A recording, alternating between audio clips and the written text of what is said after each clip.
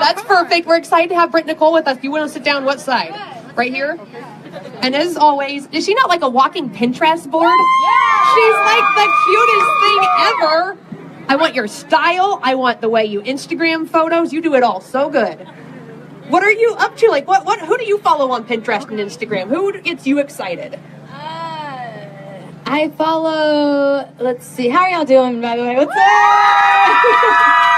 So good to see y'all. Thanks for coming out. You are the best. Let's see. I follow a lot of like fashion blogs and stuff, and I don't really do Pinterest that much. I haven't like fully figured that out yet. My main like social thing is Instagram. You're good at it. Yeah, I like Instagram. It's like the easiest for me. Yeah. I like Instagram. Pinterest. I just like to... I like Pinterest, but I haven't, like, you know what I do? Instead of, like, pinning it, I just take a screenshot. I'm like, this is, like, not the purpose of this. You're supposed to, like, pin it, and, you know, I don't know what you're supposed to do after that, but... Has your phone not run out of storage yet? It probably, yes. I think I got a new phone recently, so now I'm good right now, yes. You just keep screenshotting those Pinterests. Yes. Yes. Well, I know Mike was excited to ask you this question because we follow you on Instagram so much. And, yeah, in a non-creepy way. So Mike was going to ask you this question. So I've noticed you've done a lot of breakfast dates with the family. So what is your favorite food for breakfast at like 5 a.m. when you finally get a chance to hang out with everyone? Oh yeah, like so when I get off the bus, I have a couple like favorite coffee shops, breakfast spots that we go to. One of them is a restaurant called Fido, so we go there a lot. They have just really good coffee and muffins, and they have like a chocolate chip muffin. It's not the best for you. That's my favorite actually, the chocolate chip muffin. Yeah, and yeah, but we do that every Monday. Like that's our routine. Is when we get off the bus, we just have like a whole day with the family on Monday. I love that. Now that's really cool. So what do you do after your breakfast? Is there like we do breakfast and then we go to the park, or do you guys have something cool like that? Yeah, so there's one spot that my friend just bought, like a little coffee shop in Franklin, and so there's a park right beside it. So we go to that coffee shop and then we go to the park. Sometimes we go, you know, you've probably seen my kids riding the scooters on Instagram. Yeah, so we go like to parks and ride, just be outside. Yeah, just spending time together. Now, if you had the chance to be at home and your husband had the kids, like it was just you at home, a day off, what is it that you're going to do? What are you going to do all by yourself? Oh, like if it's just me? Just you. Sleep, like forever. Like I'm just going to sleep the whole time and never get out of my bed. Yeah. No, I take my kids on tour with me a ton. So I have a 3-year-old little girl named Ella and a 2-year-old little boy named AJ, and they're the best. And they love getting on the bus and touring with me. But, you know, it's definitely long days because I usually go on stage at like 9:45 at night.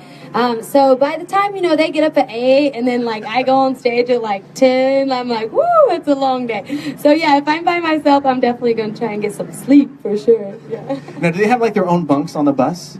Yeah, my little girl's a bunk and my little boy sleeps in the back in a playpen. So there's like, I mean, people think like, you know, it's like pretty glamorous like out on the road, but it's kind of not.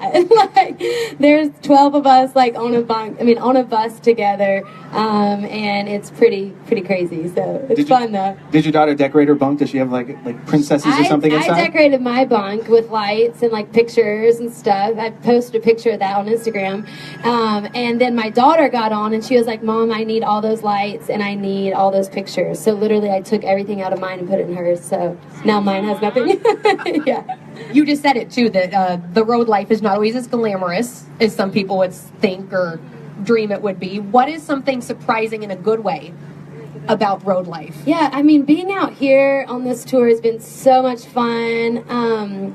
They're just like hanging out with all the other artists and the people backstage is just such a gift. I've loved getting to know like Sadie. Y'all know Sadie. She's here tonight. Y'all are probably excited about her. Yeah.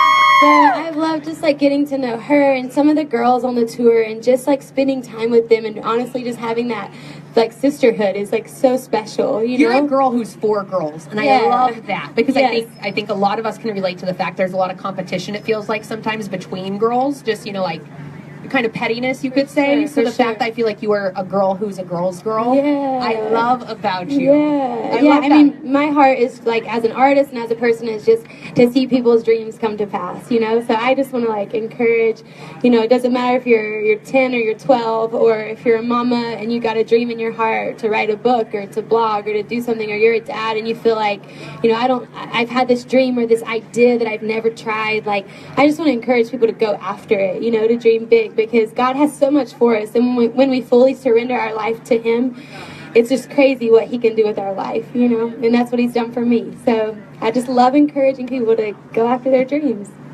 So you and I have talked a little bit before about waiting, and I think it's along those same lines, waiting, because we all understand waiting on something, whether it's to get married, whether it's to be a parent, whether it's for the perfect job. We all understand waiting. What would your advice be? Because I know you've been there. I don't know what you're waiting on currently, but what would your advice be to those in the waiting room? Yeah, I mean, that can be like a hard season for sure sometimes for people. My husband and I dated for 6 years, and so we kind of, you know, just took our time before we decided to get married.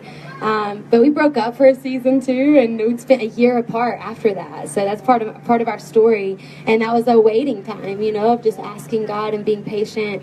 But yeah, I think just trusting God. I think when you surrender your life to God, and a lot of times, I know for me in my story, when I really gave my life to God when I was 17 years old, I felt God speak to me, and I felt Him say, Britt, you've given me part of your heart, but you haven't given me your life, and if you'll surrender your life to me, I'll bring your dreams to pass. And so I just remember that moment. So whatever happens in my life, like even if, you know, I go through hardships or things that I just don't understand, or things maybe I don't like, or seasons that I don't like, you know, I just remember God spoke. And not only did He speak to me, but He told us in His word that He came to give us a future and a hope. So I cling to that. You know what I mean? Like, no matter what season I'm in, I know that God's promises are good for my life, and I know that they're true. So I just have to trust in that and go back to that. So for me, I go back to that moment when I was 17, and I go back there a lot because that moment, God spoke to me that night. I said, God, here's my life, but how are you going to use me? Like, I'm just a 17-year-old girl, and I'm broken, I'm messed up. Like, I don't know how you could ever use me. Do y'all ever feel like that? Like, how can you use me? You know, that's what I said to God. And He gave me a scripture that night, and it says this, and I love it. And so I go back to this scripture every night that I take the stage. It says, be strong and be courageous. Say that with me. Say, be strong and be courageous.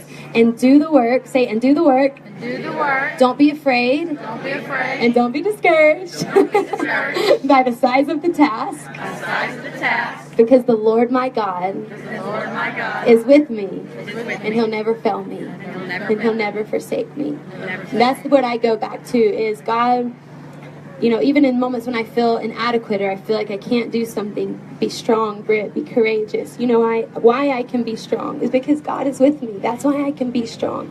In my own strength, I'm weak, and I can't do this. I can't even speak without Him giving me breath, you know, without him giving me wisdom, you know. So I just go back to, okay, God, you're with me. And because you're with me, I can do whatever you've called me to do. And not only that, in those waiting seasons, I can trust you because your word is true. And that's the end. You know what I mean? Like, your word is true. So that gives us life. It gives us joy. So yeah, if you're waiting, if you're feeling like God can't use you, you know, go to His word. His word is life. It really is. So